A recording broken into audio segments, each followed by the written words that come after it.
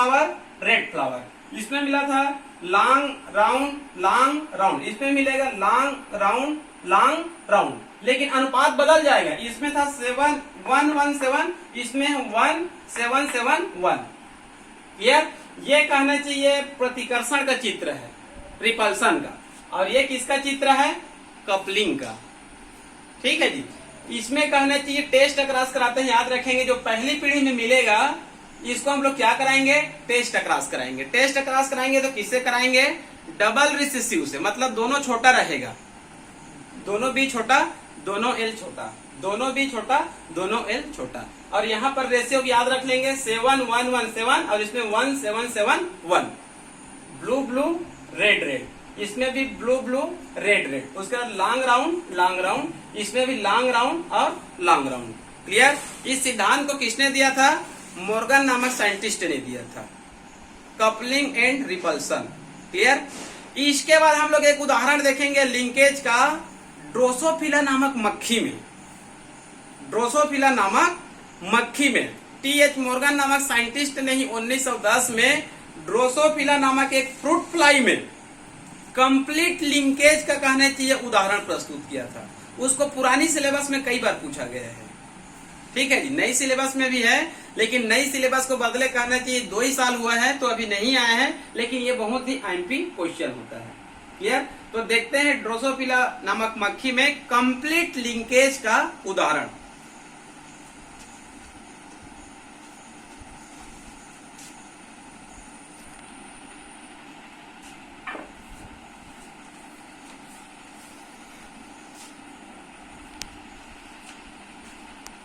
ये चित्र दिख रहा है।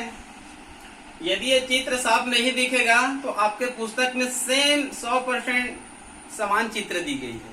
क्लियर? तो ये कहना चाहिए एक मॉर्गन नामक साइंटिस्ट है, इन्होंने ड्रोसोफिला नामक मक्खी में कहना चाहिए एक्सपेरिमेंट किया गया है। ये उसका उदाहरण है ये। क्लियर? कंप्लीट लिंकेज का। तो देखिए, इसको आप लोग पहले इस गोलाकार की संख्या को गिनिए, क्योंकि कहना चाहिए इसको समझना भी है, यदि आता है तो आपको लिखना भी है। तो कहना चाहिए सबसे पहले देखिए 6 गोलाकार यहाँ पर आप लोग चित्र बनाइए। कितने बनाना है इसमें? 6 की संख्या में। क्लियर? अब इसके बाद प्रत्येक में कहना चाहिए इस प्रकार से बनाइए आप लोग, उसमें 2 कोष्टक जैसे उसमें सभी में बनाइए 2-2 की संख्या में। क्लियर? 6 पहले गोलाकार बना लिए हम लोग, और प्रत्येक में कहना चाहिए 2-2 लिखने के लिए कोष्टक टाइप का बना देते हैं इसमें। ठीक है? अब यहाँ पर इसको ध्यान से देखेंगे। इस प्रकार से बनाने के बाद, आउटलाइन डायग्राम बनाने के बाद इसको थोड़ा सा ध्यान से देखते हैं। ये दोनों भी क्या है? बड़ा है। ये P1 है, मतलब पहली पीढ़ी है, माता पिता। ये क्या है? बड़ा बी। ये भी क्या है? बड़ा बी। तो बड़ा बी को हम लोग क्या माने हैं? ग्रे। बड़ा लिख रहा हूं तो आप लोग हमेशा के लिए याद रख लेना वो प्रभावी है। जब छोटा अक्षर लिखूंगा तो समझ लेना वो क्या है? वो अप्रभावी। और प्रभावी गुण अप्रभावी गुण को क्या कर देता है? दबा देता है। क्लियर? तो देखिए यहाँ पर दोनों बड़ा भी दिख रहा है, तो ये क्या है? ग्रे डोमिनेंट रहेगा। ये दोनों भी क्या है? छोटा है।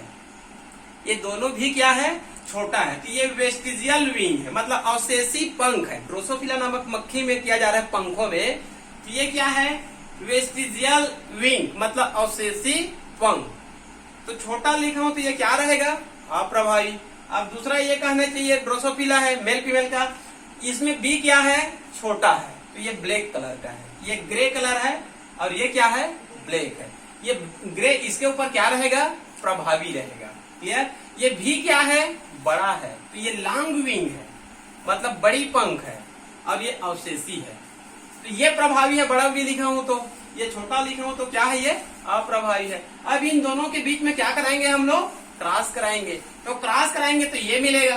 तो एक को इसको हम लोग यहाँ लिख लिए और एक को यहाँ लिख लिए। देखिए इसको डायरेक्ट उठा दिया है, बड़ा भी तो बड़ा भी, छोटा भी तो छोटा भी, इधर से छोटा भी और ये बड़ा भी, मतलब इसमें से एक ले लिए और इसमें से एक ले लिए। तो क्या बनेगा? ये पहली पीढ़ी में ये ग्रे कलर ब्लैक कलर को क्या कर दिया? दबा दिया। तो क्या मिलेगा? पहली पीढ़ी में ग्रे। लेकिन ये कम था, कम अप्रभावी था, ये गुण उसको क्या कर देगा? दबा देगा। तो ये क्या मिलेगा? लॉन्ग विंग मिलेगा। क्लियर? अब इसको हम लोग नर मान लेते हैं, पहली पीढ़ी में मिला, ये क्या है, नर है। अब इसको कहना चाहिए मादा से क्या क्या कराएंगे, क्रॉस कराएंगे। तो मादा से क्रॉस कराते हैं तो यहाँ पर भी टेस्ट क्रॉस कराएंगे, जैसे इससे पहले मैं युग्मन में कराया था टेस्ट क्रॉस। टेस्ट क्रॉस मतलब डबल रिसेसिव, मतलब सभी छोटे लेंगे, वहां पर सभी अक्षर को किसमें लिखेंगे हम लोग, छोटे में। तो देखिए यहाँ पर लिए तो दोनों भी क्या है, छोटा, और दोनों भी क्या है यहाँ पर, छोटा, छोटा है ना। यहाँ पर देखिए दोनों भी छोटा और दोनों भी क्या है, छोटा है। तो ये टेस्ट क्रॉस है, डबल रिसेसिव। तो दोनों भी छोटा है तो इसको क्या कहेंगे हम लोग, ब्लैक, और दोनों भी छोटा है तो इसको क्या कहेंगे, वेस्टिजियल विंग। अब इनके बीच क्रॉस कराते हैं हम लोग, तो क्रॉस कराएंगे तो इसमें से एक लेते हैं, इसमें से एक लेते हैं, इसमें से एक लेते हैं और इसमें से एक लेते हैं। क्लियर। तो देखिए पहला यहाँ लिख दिए, इसमें बड़ा भी है ना तो इसमें भी बड़ा भी, इसमें छोटा भी है ना तो इसमें भी छोटा भी, इसमें से एक ले लिए तो ये तो ऑलरेडी दोनों छोटा है तो ये दोनों क्या रहेगा, छोटा रहेगा। अब इसको यहाँ पर ले लिए, इसको कहाँ ले लिए, यहाँ पर। तो देखिए बी छोटा है और भी क्या है, बड़ा है। और यहाँ से एक ले लिए तो बी छोटा और भी छोटा, तो बी छोटा और भी छोटा। तो ये क्या हो जाएगा, बी सबसे पहले क्या था, ग्रे था, तो क्या मिलेगा हमको, ग्रे। और कहना चाहिए दोनों भी छोटा है, दोनों भी छोटा है, तो वहां पर क्या मिला था, वेस्टिजियल विंग। इसमें देखेंगे बी क्या था, छोटा था, तो वो क्या है, ब्लैक है। एक भी बड़ा रहेगा तो क्या हो जाएगा, वो लॉन्ग विंग हो जाएगा। क्लियर। तो ये कहना चाहिए ड्रोसोफिला नामक मक्खी में किया गया प्रयोग है। कंप्लीट लिंकेज का क्या है, ये उदाहरण है। समझ में आ रहा है ना। लास्ट में है importance of linkage. Importance of linkage मतलब संलग्नता का महत्व। क्लियर। तो हमारे शरीर में जीव जंतु में इसका कुछ महत्व होगा कि नहीं होगा, इसका तो कई सारे महत्व है। तो यहाँ पर केवल कहना चाहिए 2-3 पॉइंट में आप लोग को बता रहा हूं मैं क्या क्या महत्व है उसको। क्लियर। पहला यहाँ पर देखिए मैं शॉर्टकट लिख दिया हूं, लिंकेज के कारण ही जेनेटिक्स बना हुआ है। लिंकेज के कारण ही जेनेटिक्स बना हुआ है। मतलब देखिए linkage gene, linkage character, linkage inheritance, मतलब लिंकेज की सहायता से क्रोमोसोम एक पीढ़ी से दूसरे पीढ़ी, लिंकेज जीन क्रोमोसोम की सहायता से एक पीढ़ी से दूसरे पीढ़ी। मतलब लिंकेज नहीं होगा तो आनुवांशिकी का आदान प्रदान अगली पीढ़ी में नहीं हो पाएगा। तो लिंकेज भी होना हमारे शरीर में क्या है, बहुत ही महत्वपूर्ण है। मतलब क्रोमोसोम को ही नहीं जाना है एक पीढ़ी से दूसरे पीढ़ी में, अपने साथ में किसको ले जाना है, जीन को भी ले जाना है, डीएनए को भी ले जाना है। क्लियर। तो कहना चाहिए लिंकेज के कारण ही आनुवांशिकी है। दूसरा मैं लिख दिया हूं, लिंकेज कहना चाहिए लिंकेज के आधार पर हम लोग क्रोमोसोम और जीन इनका हम लोग मैपिंग तैयार कर सकते हैं। लिंकेज की सहायता से हम लोग गुण सूत्र और जीन की क्या तैयार कर सकते हैं, मैपिंग मतलब मानचित्र बना सकते हैं। मतलब हमारे शरीर में क्रोमोसोम कैसे होती है, कैसे व्यवस्थित होती है, जीन कहाँ पर स्थित है, कैसे स्थित है, उनके बीच की दूरी कितनी है। मैप समझते हैं ना, जैसे मान लो कहना चाहिए भारत का मैप बनाते हैं, छत्तीसगढ़ का मैप बनाते हैं, ठीक है। तो उसी प्रकार से लिंकेज की सहायता से हम लोग क्रोमोसोम और जीन का क्या बना सकते हैं, मैप बना सकते हैं। आनुवांशिकी रोगों का कारण भी जान सकते हैं और आनुवांशिकी रोगों को इनकी सहायता से क्या कर सकते हैं, दूर करने में भी मदद मिलेगा। क्लियर। तो ये कहना चाहिए लिंकेज का क्या है, ये महत्व है। क्लियर।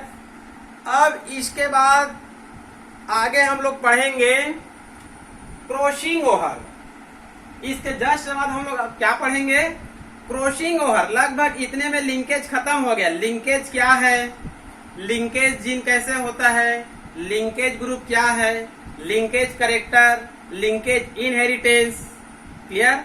लिंकेज का कहना चाहिए जो सिद्धांत है, उसके बाद कपलिंग और रिपल्सन है, और कपलिंग और रिपल्सन का कहना चाहिए एक्सपेरिमेंट देखना है स्वीट मटर में।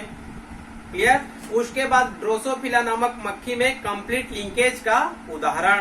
उसके बाद लिंकेज का महत्व। अब इसके बाद पढ़ेंगे हम लोग क्रॉसिंग ओवर। क्या पढ़ेंगे?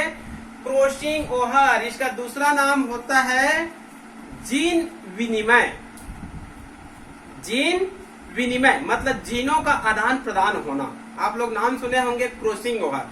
क्रॉसिंग ओवर में स्पष्ट नहीं हो पा रहा है कि वास्तव में क्रॉसिंग ओवर है क्या चीज, ये होता कहां पर, ये समझ में नहीं आ रहा है। लेकिन दूसरा शब्द मैं इसके लिए उपयोग करता हूं, जीन एक्सचेंज मतलब जीनों का आदान प्रदान। जीनों का आदान प्रदान। क्लियर?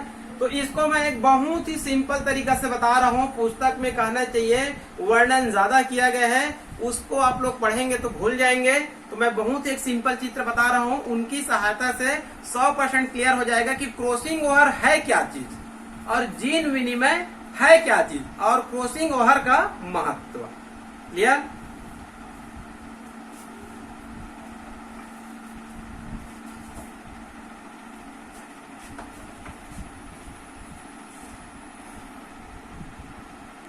ये चित्र दिख रहा है, ठीक है? ये चित्र को आप लोग ध्यान से देखेंगे क्योंकि जो मैं चित्र बनाया हूँ वो अलग टाइप का है। आपके पुस्तक में कुछ अलग टाइप का दिया गया है। ये पुराने सिलेबस में था या फिर कहना चाहिए जो बीएससी का जो बुक होता है वहां से मैं चित्र लिया था। ठीक है जी, ये बहुत ही सिंपल चित्र है, इसमें आप लोग आसानी से समझ सकते हैं। ठीक है, अलग अलग लेखक अलग अलग तरीके से लिखते हैं, उसी प्रकार से अलग अलग बुक में चित्र भी क्या होते हैं, अलग अलग होते हैं। मेन अर्थ वही होता है, जैसे किसी भी हम लोग वस्तु का फोटो लेंगे, उसको अलग अलग एंगल से फोटो लेंगे तो क्या दिखाई देगा, वो अलग अलग दिखाई देगा। क्लियर? ये लगभग वही है। ठीक है। क्रॉसिंग ओवर मतलब जीन विनिमय, जीनों का आदान प्रदान होना। तो वास्तव में जीनों का आदान प्रदान क्या होता होगा, आप लोग को मैं पहले थोड़ा फंडामेंटल बता रहा हूँ। ठीक है, हमारे शरीर में 2 प्रकार की कोशिकाएं पाई जाती है। आपके पुस्तक में संभवतः ये सब नहीं लिखा है, मैं आपको उदाहरण करके बता रहा हूँ बहुत सिंपल तरीका से। हमारे शरीर में कहना चाहिए कोशिका कितने प्रकार की होती है, 2 प्रकार की होती है। एक को बोलते हैं सोमेटिक सेल्स और एक को बोलते हैं जर्म सेल्स। हमारे शरीर में कहना चाहिए इधर जितना भी कोशिका पाई जाती है, ये सब कौन सी कोशिका है, सोमेटिक सेल्स, दैहिक कोशिका मतलब देह का निर्माण करने वाली कोशिका। एक होता है जर्म सेल्स जिसको जर्मिनल सेल्स या फिर जर्म कोशिका कहा जाता है। ये है मेन में टेस्टिस और वुमेन में ओवरी, मतलब टेस्टिस और ओवरी दोनों कौन सी सेल है, जर्म सेल्स है, मतलब जनन कोशिका है जो जनन में भाग लेती है। और इधर पूरे शरीर में जो कोशिका पाई जाती है, इस सेल्स को हम लोग क्या बोलेंगे, सोमेटिक सेल्स, दैहिक कोशिका। क्लियर? तो सोमेटिक सेल्स में कौन सी विभाजन होती है, देखिए यहां पर बता रहा हूं मैं। ये कोशिका है, क्या है, ये कोशिका है। इसको हम लोग मान लेते हैं सोमेटिक सेल्स। क्या मान लेते हैं इसको, सोमेटिक सेल्स, दैहिक कोशिका। इस कहना चाहिए सोमेटिक सेल्स में कौन सी विभाजन होती है, माइटोसिस। क्या होती है, माइटोसिस। इसको हिंदी में बोलते हैं समसूत्री, इसमें क्लियर है हिंदी में, समसूत्री। सोमेटिक सेल्स में माइटोसिस डिवीजन होती है और एक सेल्स से कितने बनेंगे, 2 सेल्स बनेंगे। एक सेल्स से कितने बनेंगे, 2 सेल्स बनेंगे। और दोनों कोशिका में क्रोमोसोम की संख्या मातृ कोशिका के बराबर होती है। जैसे कि मान लो मातृ कोशिका की संख्या कितनी है, 46, तो इन दोनों में भी कहना चाहिए क्रोमोसोम की संख्या कितनी होती है, 46 होती है। तो यहाँ पर आधी क्यों नहीं होती है, आधी होना चाहिए कि नहीं होना चाहिए, नहीं होती है। तो नहीं होती है, इसी कारण इसका नाम क्या दिया गया है, समसूत्री। मतलब ऐसा विभाजन जिसमें 1 से 2 कोशिका तो बनती जरूर है लेकिन क्रोमोसोम की संख्या आधी नहीं होती है। आधी नहीं होने का कारण क्या है, बीच में क्या होती है, डीएनए का रेप्लिकेशन। इस अवस्था में कौन सी फेज में होती है, डीएनए का रेप्लिकेशन इस फेज में, आगे चलकर शायद एक चैप्टर है अनुवांशिकी का ही, वहां पर कुछ वर्णन होगा इसका। इस बीच में डीएनए का क्या हो जाता है, रेप्लिकेशन, मतलब द्विगुणन, एक से दो बनना।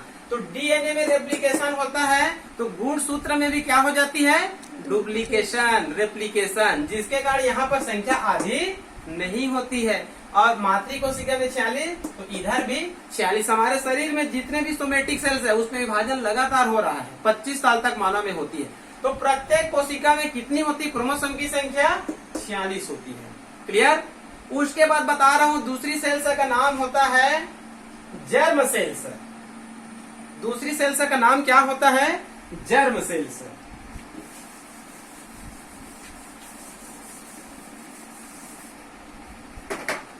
जैसे कि बता रहा हूं दूसरी सेल्स है, इसको हम लोग बोलेंगे जर्म सेल्स। जनन कोशिका, कौन सा सेल्स है वो, जनन कोशिका, मेल का टेस्टिस या फीमेल का ओवरी। तो यहां पर हम लोग देखते हैं इसमें 1 से 2, 1 से 2, फिर 2 से 4, 1 से 4 तो बनते हैं, लेकिन एक ही बार 1 से 4 आपको नहीं बनाना है, पहले 1 से 2 फिर 2 से 4 बनाना है। क्लियर। तो यहाँ पर क्रोमोसोम की संख्या कितनी है, मान लो 46। तो ये जर्म सेल्स में कौन सी विभाजन होती है, मियोसिस। कौन सी डिवीजन होती है, मियोसिस। मतलब हिंदी में बोलेंगे इसको अर्धसूत्री। क्या बोलेंगे इसको हिंदी में, अर्धसूत्री। मतलब क्रोमोसोम की संख्या इसमें क्या हो जाएगी, लास्ट में आधी, जिसके कारण इसका नाम क्या दिया गया है, अर्धसूत्री। तो ये जो अर्धसूत्री विभाजन होता है, जो मियोसिस होता है, 2 चरणों में होती है। कितने चरणों में होती है, 2। ये है पहला चरण मियोसिस फर्स्ट, और ये है मियोसिस सेकंड। तो यहाँ पर क्रोमोसोम की संख्या कितनी है, 46। तो फर्स्ट मियोसिस में इनकी संख्या आधी हो जाती है। फर्स्ट मियोसिस में इनकी संख्या क्या हो जाती है, आधी हो जाती है। उसके बाद सेकंड मियोसिस में और आधी नहीं होती है, क्योंकि सेकंड मियोसिस किसके समान होता है, माइटोसिस के समान होता है। सेकंड मियोसिस डिवीजन किसके समान होती है, माइटोसिस के समान। अभी आप लोग को बताया था मैं, माइटोसिस में पुनः आधी या माइटोसिस में आधी नहीं होती है। तो इसमें भी 23 और इसमें भी 23 और इसमें भी 23 और इसमें भी 23। क्लियर। ये क्या है, विभाजन। मतलब हमारे शरीर में 2 कोशिका है, एक है सोमेटिक सेल और एक है जर्म सेल। सोमेटिक सेल्स में कौन सी विभाजन होती है, माइटोसिस। और एक से कितने बनेंगे, 2। जर्म सेल्स टेस्टिस और ओवरी, उसमें कौन सी विभाजन होती है, मियोसिस। और एक से कितने बनेंगे, 4। और चारों में कहने चाहिए क्रोमोसोम की संख्या मातृ कोशिका की कितनी हो जाती है, आधी। 46 है ना, तो यहाँ पर कितनी हो गई, 23। तो यहाँ पर क्रॉसिंग ओवर कहाँ पर हो रहा है, इसको बताने का क्या अर्थ हो रहा है, यहाँ पर यहाँ बताने का कुछ अर्थ है क्या, इसमें अर्थ है, क्योंकि क्रॉसिंग ओवर इसी के अंदर होती है। ये जो फर्स्ट मियोसिस है ना, जो फर्स्ट मियोसिस है, इसके पहले भाग को बोलते हैं हम लोग प्रोफेज। फर्स्ट मियोसिस के पहले भाग को क्या बोलेंगे, प्रोफेज। उसी अवस्था में 5 उप अवस्था होती है। प्रोफेज के अंतर्गत कितनी अवस्था होती है, 5 उप अवस्था। उसी में कहना चाहिए तीसरे वाले में कौन सी क्रिया होती है, क्रॉसिंग की क्रिया। क्लियर। अब देखते हैं इसमें क्लियर है। देखिए जो क्रॉसिंग ओवर की कहना चाहिए जो क्रिया होती है, जीन एक्सचेंज की जो क्रिया होती है, इन पौधों में कहना चाहिए प्रयोग किया गया है। मतलब पाइसम सटाइवम में भी किया गया है, मतलब गार्डन मटर में भी इसका प्रयोग किया गया है, स्वीट मटर में भी प्रयोग किया गया है, ड्रोसोफिला नामक मक्खी में भी प्रयोग किया गया है, जिया मेज मतलब मक्का में भी इसका प्रयोग किया गया है। मतलब अनेक पौधों में क्रॉसिंग ओवर का कहना चाहिए अध्ययन किया गया है। क्लियर। तो यहाँ पर देखिए, यहाँ पर लिखा हूं मैं मियोसिस डिवीजन। क्या लिखा हूं मैं, मियोसिस डिवीजन, मतलब अर्धसूत्री विभाजन। क्लियर। तो अर्धसूत्री विभाजन अभी आप लोग को बताया था, मियोसिस फर्स्ट, और मियोसिस सेकंड। लेकिन आप लोग को ये नहीं बताया था, मियोसिस 1 और मियोसिस सेकंड के पहले एक और अवस्था होती है, उसको कहा जाता है इंटरफेज अवस्था। इंटरफेज मतलब क्या होता है? इंटरफेज मतलब क्या होता है? विश्राम। जैसे कि कहना चाहिए हम लोग फिल्म देखने जाते हैं ना, तो बीच में कहना चाहिए इंटरवल लिखाता है। क्या लिखाता है? इंटरवल। उसका मतलब क्या है? फिल्म क्या हो गई है? आधी हो गई है, तो कुछ समय के लिए विश्राम देते हैं। जो जाते हैं ना देखने, उसको कुछ समय के लिए क्या दिया जाता है? विश्राम दिया जाता है।